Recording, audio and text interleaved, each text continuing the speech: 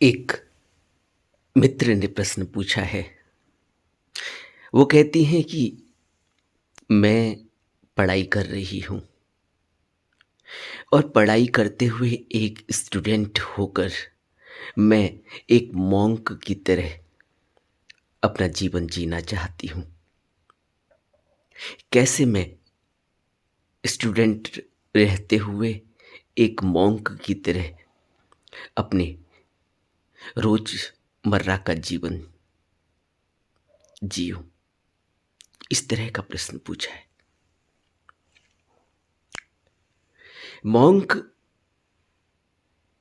यानी एक साधु या एक भिक्षु का जीवन बहुत ही संयमी होता है, संयमित होता है, संतोष से भरा हुआ होता है। उसके जीवन में कोई ऊहापोह नहीं होती और उसके जीवन में कोई ऐसा फल प्राप्ति का कुछ मन में इस तरह की इच्छा नहीं होती कि मुझे फल प्राप्त करना है, मुझे किसी का मान चाहिए, किसी का आदर चाहिए, किसी की बड़ाई चाहिए, किसी से प्रशंसा चाहिए। और अगर निंदा मिले, अगर किसी से गाली मिले, किसी से प्रताड़ना मिले,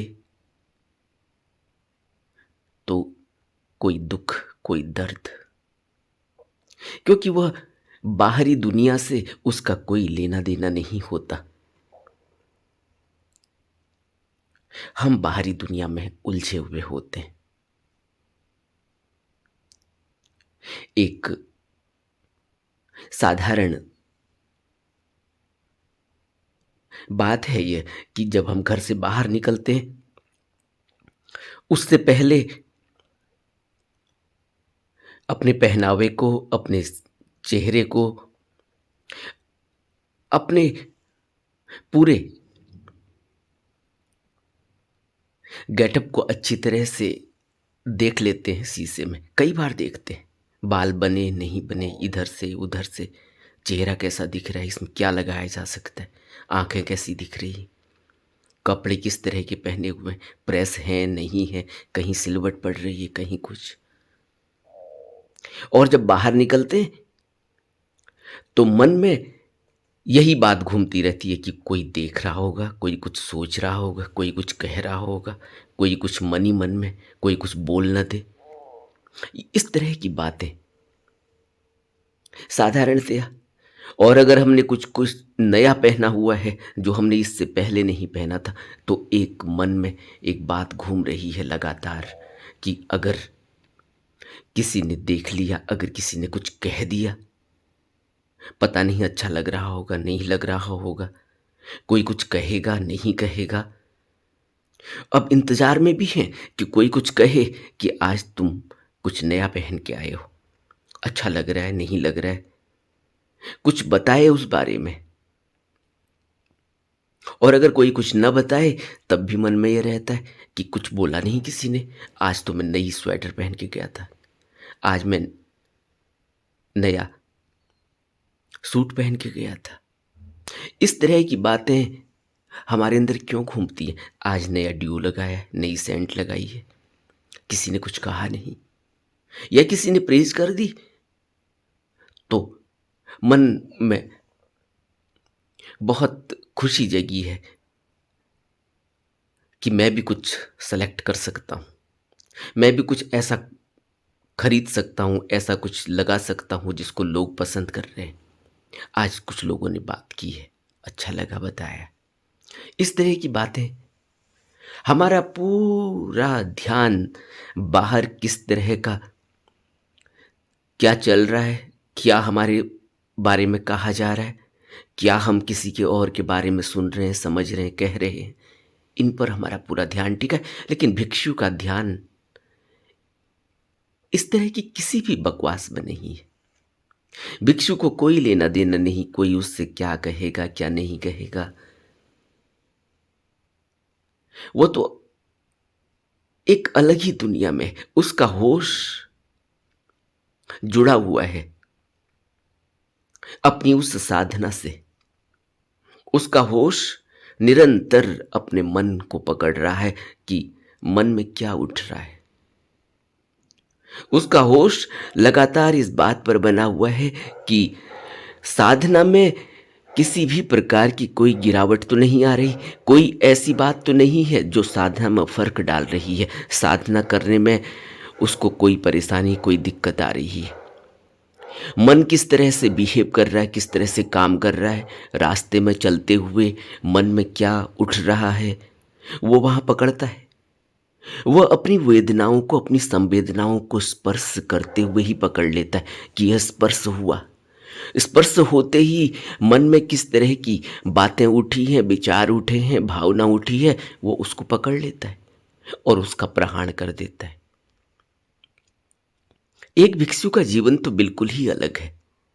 और अगर हम एक स्टूडेंट होकर भिक्षु का जीवन जीना चाहते हैं तो हमें यह समझना होगा कि हमें फिर निष्काम जीवन जीना होगा। निष्काम जीवन क्या होता है?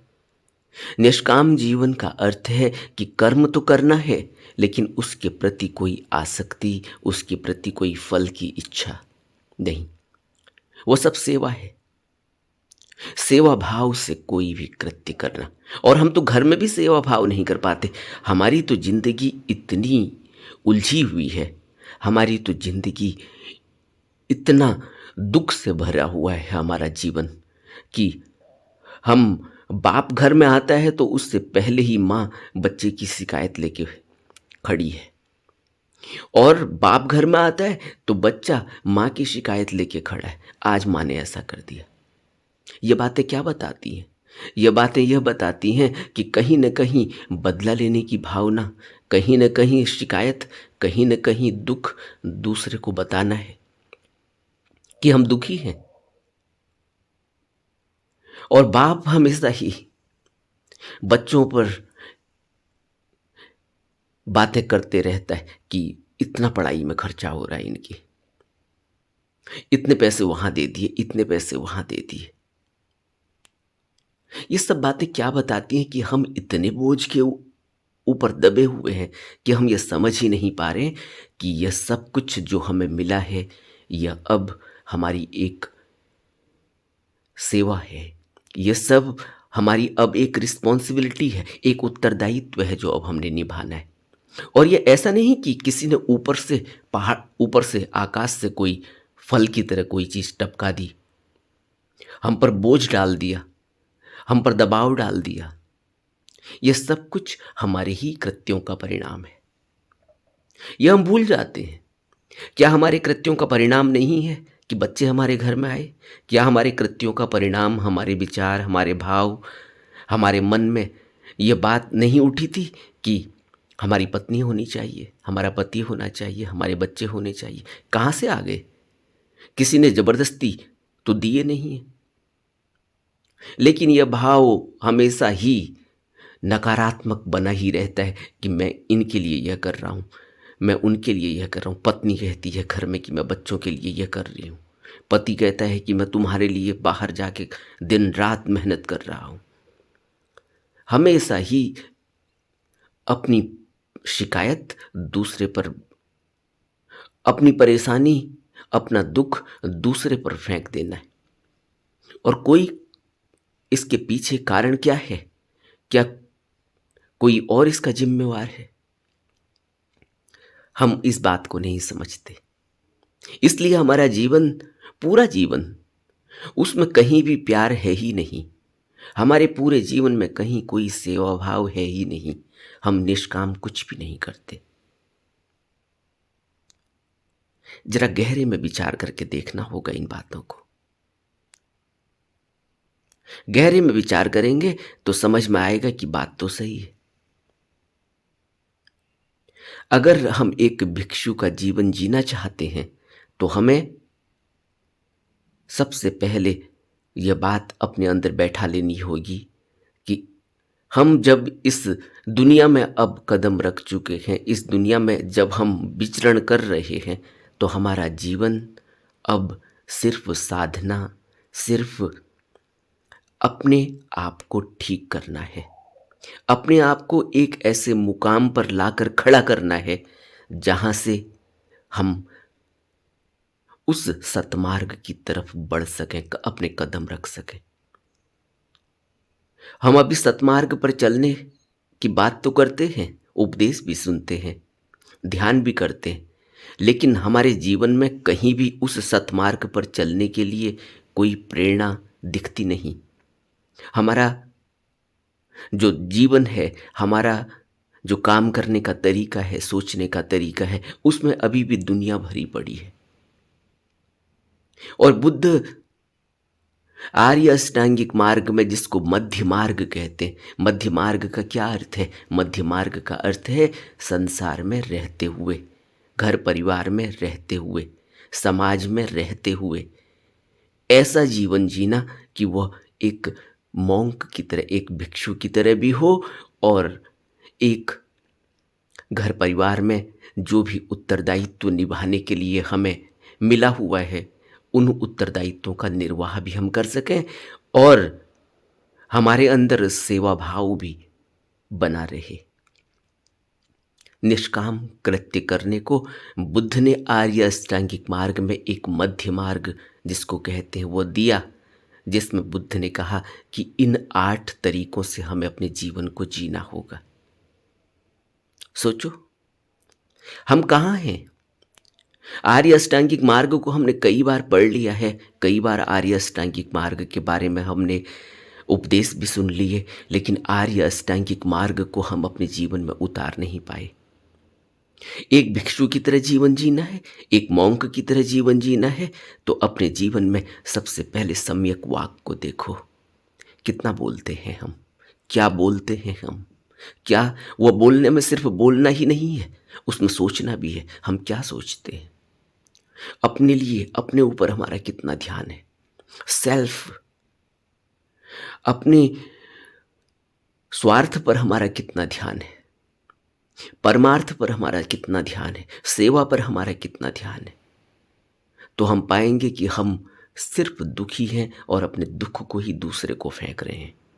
हर घर में, हर परिवार में यह हो रहा है। तो अगर हमने भिक्षु की तरह, एक मॉन्क की तरह जीवन जीना है, तो अपने जीवन में सबसे पहले सम्यक वाक को उतारना होगा कि मैं कितना बोलता हूँ, मैं कितना सोचता हूँ, मैं इतना क्यों बोलता हूँ, मैं जो बोलता हूँ उन शब्दों में कितना दम है, उन शब्दों में क्या भावना है, उन शब्दों की क्या प्रेरणा है।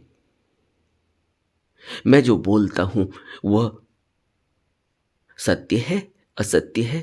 मैं जो बोलता हूँ उसमें ताना बाना, झूठ कितना है। मैं जो बोलता हूँ वो बोलने योग्य है, नहीं है, चुप रहा जा सकता है, नहीं रहा जा सकता। मैं जो बोलता हूँ उसमें धम्म कितना है और उसमें अधर्म कितना है। मैं जो बोलता हूँ उसमें स्वार्थ कितना है और उसमें परमार्थ, सेवा कितनी है। मैं जो बोलता हूँ उस बोलने की आवश्यकता है। इन सभी बातों को मैं सम्यक वाक में, और जो मैं विचार करता हूँ, जो मेरी भावना उठ रही है, उनकी आवश्यकता है, नहीं है। मैं इतना पजल्ड क्यों हूँ, मैं इतना फ्रस्ट्रेशन में क्यों हूँ, मैं इतना डिप्रेशन में क्यों हूँ, मैं इतना परप्लेक्स क्यों हूँ, इतनी उलझन में क्यों है मेरी जीवन में। हम पाएंगे कि वो 100 में से 90% उलझन सिर्फ व्यर्थ की है। दूसरा क्या कहेगा, मैंने यह कर दिया, इसके लिए अब मुझे डांट पड़ेगी या प्रेज मिलेगी, प्रशंसा मिलेगी, करना चाहिए था, नहीं करना चाहिए था, क्या करूं कि उससे आगे बढ़ जाऊं, उसने यह खरीद लिया, मैं नहीं खरीद पा रहा हूं। अपने आप को कोसना कि मेरी किस्मत ही ऐसी है, मेरा यह वैसा है, मेरा वह वैसा है, मेरा बाप ऐसा है, मेरी माँ ऐसी है, मेरा घर परिवार ऐसा है। आदमी अपने को कोसते रहता है या अपनी प्रशंसा करता रहता है और दूसरे से कंपेयर करता रहता है। मैं ऐसा क्यों कर रहा? सम्यक वाक्य के बाद है सम्यक कर्मांत। सम्यक कर्मांत में कौन से कर्म करने हैं, बुद्ध ने कितनी बार, कितनी जगह, कितने उपदेशों में हमें इस बात को बताया। हम क्या कर्म कर रहे हैं, उन कर्मों के परिणाम क्या आ रहे हैं।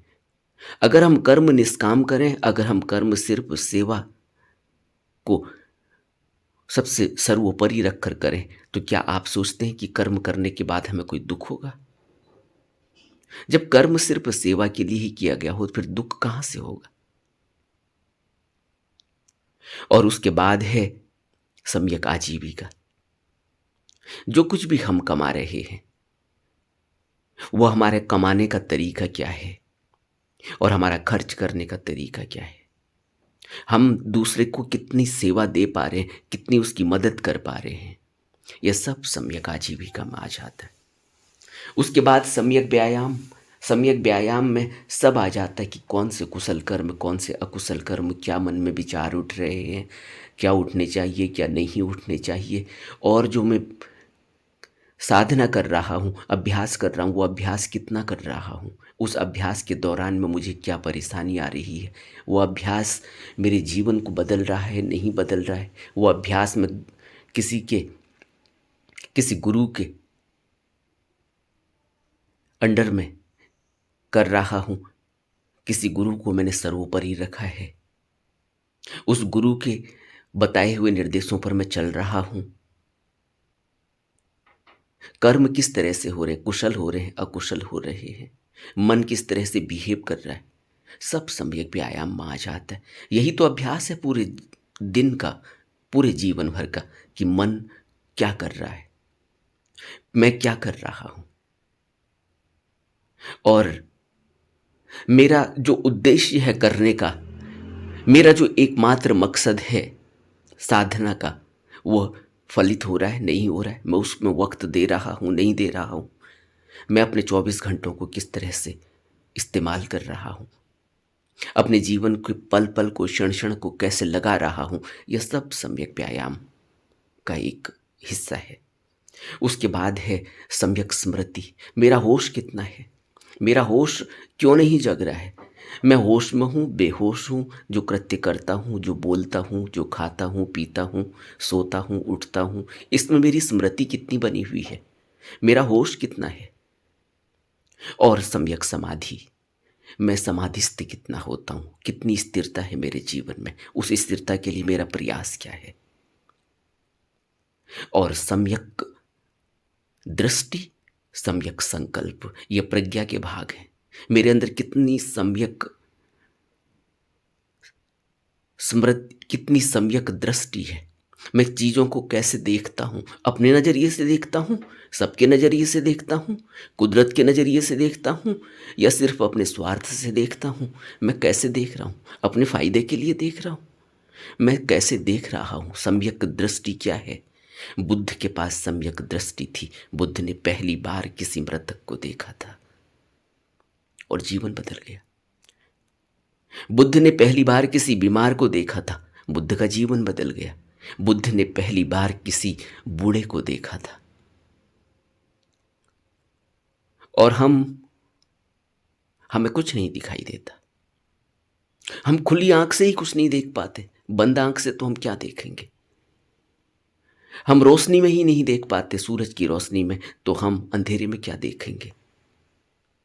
और सम्यक संकल्प, हमारा संकल्प ऐसा है, साल के पहले दिन हम संकल्प लेते हैं, उसी शाम को वो संकल्प टूट जाता है। क्या है हमारा सम्यक संकल्प, और कितना दृढ़ संकल्प चाहिए। बुद्ध की जीवनी से हमने सीखा है, पढ़ा है बुद्ध की जीवनी को, लेकिन कभी अपने जीवन में उतारा। कभी हमें ठंड लग जाती है, कभी हमें गर्मी लग जाती है, कभी हमें बुखार आ जाता है, और फिर हम सब छोड़ देते, हाथ पांव छोड़ के बैठ जाते, सो जाते हैं। अब कुछ नहीं करना है, आज कुछ नहीं करने से जीवन वहीं रुक जाएगा, ऐसा नहीं है। जीवन तो चलता ही रहेगा, तुम करो मत करो, जीवन तो लगातार बह रहा है। अगर तुम जीवन के साथ चल सकोगे तो आगे को बढ़ सकोगे, अगर तुम नहीं चल सकोगे तो तुम पीछे रह जाओगे, जीवन आगे निकल जाएगा। और 2 साल के बाद, 1 साल के बाद, 5 साल के बाद तुम्हें पता चलेगा कि तुम पछता रहे हो। यही तो होता है, जब बच्चों की पढ़ाई करने का वक्त होता है, तब वो कहते हैं कि नहीं, अब हम यहीं रुकना चाहते, नहीं मुझे पढ़ने को मन नहीं, मैं तो खेलना चाहता हूँ। मुझे पढ़ने को मन नहीं है, मुझे टेलीविज़न देखना है, मुझे गेम देखना है, मुझे गेम खेलना है, मुझे मोबाइल पर खेलने दो।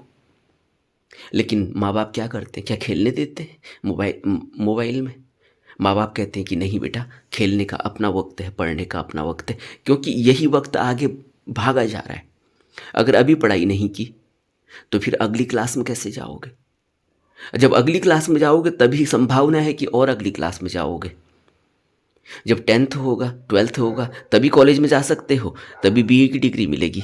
बीए की डिग्री के बाद ही एमए की डिग्री मिलेगी। बीए में रुक जाने के बाद एमए की डिग्री नहीं मिलेगी। और एमए करने के बाद ही पीएचडी और एमफिल कर सकते हो। ऐसा नहीं है कि एमए करने से पहले पीएचडी और एमफिल हो जाएगा। ऐसा नहीं है कि जहाँ ग्रेजुएशन के बाद नौकरी मिलनी हो वहाँ तुम्हें कोई 10वीं के बाद नौकरी दे देगा। तुम उस एंट्रेंस को पास नहीं कर पाए तो जीवन तो भागा चला जा रहा है। इस जीवन भागते हुए जीवन में अगर तुम हाथ पांव रख के बैठ जाओगे तो कुछ नहीं होगा। एक भिक्षु अपने कपड़ों को देखकर ही यह चौबीसों घंटे मन में एक स्मृति बनाकर रखता है कि वो एक भिक्षु है। और एक भिक्षु, एक साधक का जीवन कैसा होता है, एक साधक को कैसे अपना जीवन जीना है, वो हमेशा अपनी साधना को आगे रखता है। साधक साधना को आगे रखता है और साधना पर निरंतर प्रयास करता है। वो पल पल की भी चूक नहीं करता, क्षण की भी चूक नहीं करता। इस तरह से जीवन जीना होता है। एक भिक्षु का, एक मॉन्क का जीवन जीना है। अगर स्टूडेंट होते हुए तो स्टूडेंट कैसे संयम संतोष से अपने पल को, अपने क्षण को, अपने हर मिनट को, अपने हर घंटे को, अपने हर दिन को कितना ज़्यादा से ज़्यादा इस्तेमाल कर सकता है अपनी पढ़ाई में। किस तरह से कर्म और फल को ध्यान में रखते हुए फल पर इतना ध्यान नहीं देना चाहिए कि अगर रिजल्ट नहीं आया तो फिर हाथ पांव छोड़कर बैठ गए। कर्म अपनी तरफ से किया जा सकता है। और कर्म कौन सा होना चाहिए? जो सम्यक हो, सम्यक कर्मांत बुद्ध कहते हैं, जिसमें सब कुछ होश पूर्वक किया जाए, जो कुशल हो, जो स्मृति को बनाकर किया जाए और जिसमें फल की आकांक्षा, अपना स्वार्थ ही निहित न हो बल्कि लोकहित के लिए भी हो। पढ़ाई करने का अर्थ यह नहीं कि अब पढ़ाई कर ली तो नौकरी ही मिलेगी। पढ़ाई करने का मकसद यह भी है कि पढ़ाई करके विवेक जग सकता है। और जो कुछ भी काम, छोटा मोटा काम भी किया जाए तो अगर पढ़ा हुआ व्यक्ति करेगा तो उसके करने का तरीका ही अलग होगा। लेकिन हम सोचते हैं कि पढ़ाई व्यर्थ हो गई अगर हमें नौकरी नहीं मिली, पढ़ाई व्यर्थ हो गई अगर हमें कोई इज्जत न दे। नहीं, पढ़ाई का यह अर्थ नहीं है। पढ़ाई से पता चलता है कि आदमी का विवेक जगा। पढ़ाई से पता चलता है कि उसके अंदर कुछ इस तरह का विकास हुआ है कि वह अब चीज़ों को समझ सकता है। उसके अंदर सम्यक दृष्टि पैदा हुई, उसके अंदर सम्यक संकल्प पैदा हुआ। वो कुशल कर्म करता है, अकुशल नहीं करता।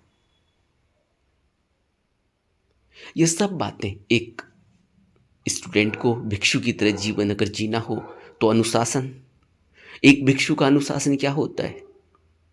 भिक्षु सुबह कितने बजे उठता है? भिक्षु कितना भोजन करता है? भिक्षु के जीवन में क्या सबसे जरूरी है?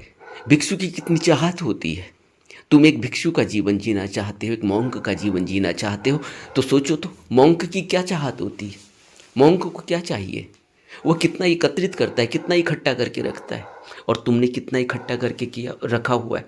तुम्हारे जीवन की लालसा क्या है? अभी भी तुम आगे को कितना इकट्ठा करना चाहते हो? ये सब बातें ध्यान में रखने वाली हैं। इनको अपने जीवन में उतारने से पहले इन पर मनन, इन पर गहरा चिंतन करना चाहिए। बुद्ध के उपदेशों को अपने जीवन में गहन चिंतन करके उतारा जाए तो एक स्टूडेंट एक मॉन्क की तरह जीवन जी सकता है। लेकिन मुश्किल का काम है। नमो बुद्धाय।